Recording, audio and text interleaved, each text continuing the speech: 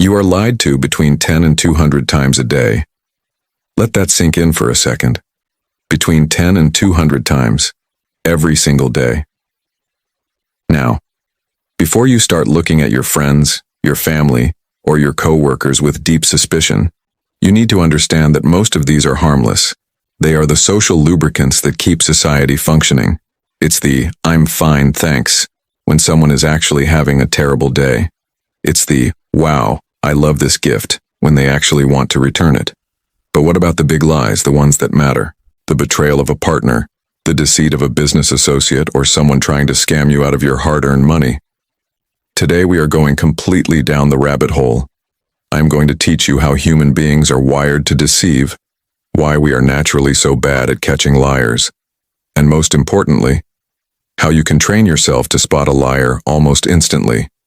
By the end of this, you won't just look at conversations the same way. You will hear what people aren't saying. But first, we need to completely destroy the biggest myth in pop psychology.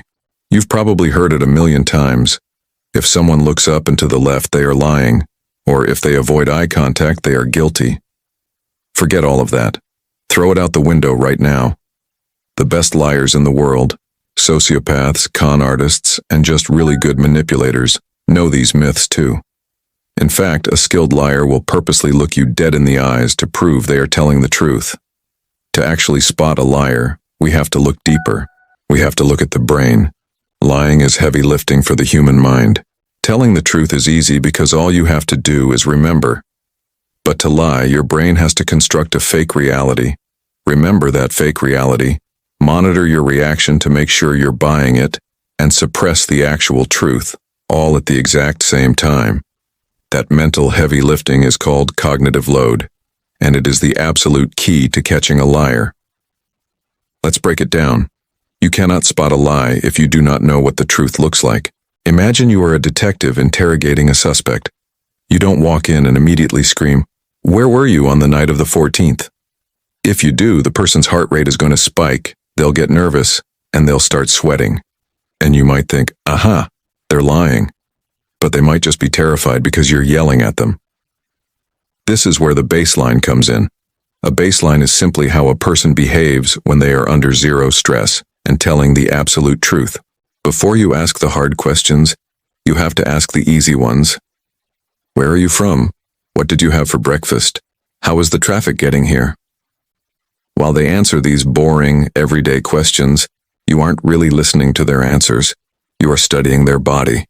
How fast do they talk? Do they use their hands to explain things, or do they keep them still? Where do their eyes naturally drift when they are trying to remember a real detail? How often do they blink? You are taking a mental snapshot of their normal. Once you have that baseline, you are ready for the shift. When a person transitions from telling the truth to telling a lie, their baseline will crack. The guy who has been talking with his hands for 20 minutes will suddenly lock his arms to his sides. The woman who has been speaking in a relaxed, slow tempo will suddenly start speaking rapidly and intensely. It's not about the specific action they take. It's about the deviation from their normal behavior. A sudden change in behavior is your brain's check engine light. It means stress has entered the room. And while stress doesn't always equal a lie, it tells you exactly where you need to dig deeper. Now that we know their baseline, let's talk about the words that come out of their mouth. Liars leak the truth. They can't help it. And they do it through something called distancing language. When people lie, they subconsciously want to distance themselves from the lie because lying makes us feel guilty. Think back to one of the most famous political lies in history. Bill Clinton standing at a podium pointing his finger saying, "I did not have sexual relations with that woman." Notice what he didn't say. He didn't say, "I didn't have an affair with Monica." First, he used did not instead of didn't. Liars often strip contractions out of their speech because they are trying to sound overly emphatic and convincing. Second, he said, "that woman." He stripped her of her name and her identity to create psychological distance. When you ask a teenager if they broke a vase, a truthful one says, "No, I didn't break it." A lying teenager might say, "I did not break that vase." Another massive verbal cue is over-explaining. Truth tellers don't feel the need to convince you. They just want to inform you. If you ask a truthful person why they were late to work, they'll say, "My car wouldn't start. I had to jump the battery." End of story. But a liar feels like their story is fragile, so they build a fortress of useless details around it. They'll say, "Oh man, I woke up, and my alarm didn't go off because my phone didn't charge, and then I went to the car and I turned the key, and it just made this clicking sound, and my neighbor Steve was outside, so I asked Steve if he had jumper cables." They give you way too much information. Why? Because they think detail equals credibility. But in reality, human memory is terrible. When we tell the truth, we often forget small details, we correct ourselves, we pause. Liars rehearse. Their stories are perfectly chronological, step by step, with no mistakes. If someone tells you a story that sounds like a perfectly rehearsed movie script, you're probably listening to a script. So they're talking too much. They're distancing themselves. What is their body doing? Remember earlier when I said the lack of eye contact thing is a myth? Here is the truth. A liar is more likely to stare you down than look away. They want to see if you are buying the lie. They are monitoring your face for a reaction. So, if someone is locking eyes with you almost aggressively while telling you a wild story, red flags should be flying. But let's look at the subconscious movements, the ones they can't control. First, pacifying behaviors. Lying causes a spike in the nervous system. The brain feels attacked, so it tells the body, "Soothe me, calm me down." You will see people suddenly start rubbing the back of their neck. They'll stroke their arms. They'll fix their collar, adjust their tie, or play with a necklace. Women might push their hair behind their ears repeatedly. Men might stroke their beards or touch their faces. These are physical gestures designed to lower the heart rate. Second, the micro-expression. Discovered by psychologist Dr. Paul Ekman, a micro-expression is a tiny involuntary flash of true emotion across a person's face. It lasts for a fraction of a second, usually about 1/25th of a second, before the person covers it up with a fake emotion. For example, a person might say they are thrilled that you got the promotion over them. They are smiling, they are congratulating you. But right before that smile forms for a split second, their lips purse, their eyes narrow, and their nose wrinkles. That was contempt. That was the real emotion. You don't need super slow motion cameras to see this. You just need to trust your gut. Have you ever talked to someone and walked away feeling like something was off, but you couldn't explain why? Your subconscious brain processed a micro-expression that your conscious brain missed. Trust that instinct. Okay, so you've established a baseline. You've noticed they are giving too many details. You saw them rub the back of their neck when you brought up a specific topic. You suspect a lie. How do you trap them? You do it by breaking their brain.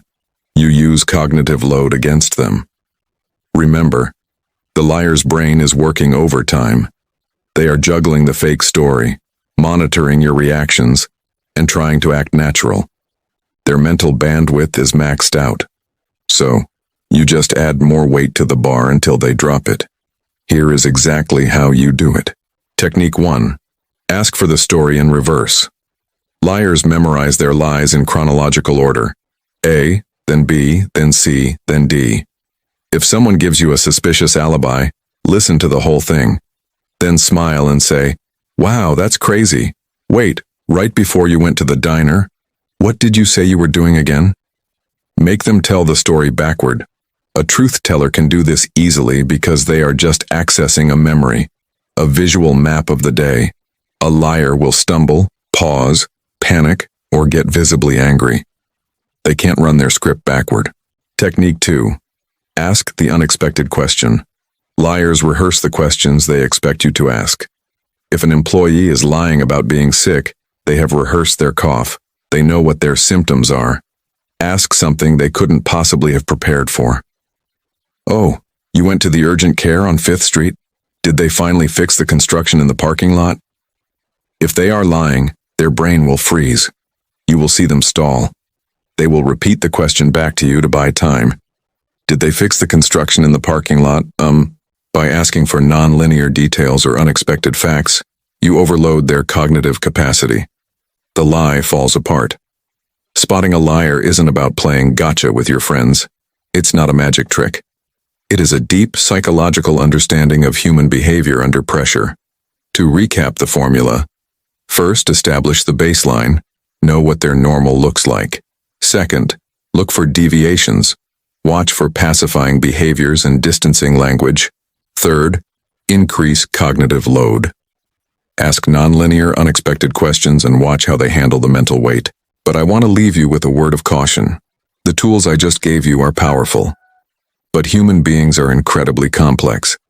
Sometimes people stumble over their words because they have anxiety. Sometimes they avoid eye contact because they are shy. Sometimes they rub their neck because it literally just hurts. Context is everything. Never accuse someone of lying based on one single clue. You are looking for a cluster of clues. You are looking for a pattern. Use this knowledge to protect yourself in business, in relationships, and in life. Don't become paranoid, but don't be a victim either. Keep your eyes open, listen to what people aren't saying, and always, always trust your instincts. Thank you for watching, and I'll see you in the next one.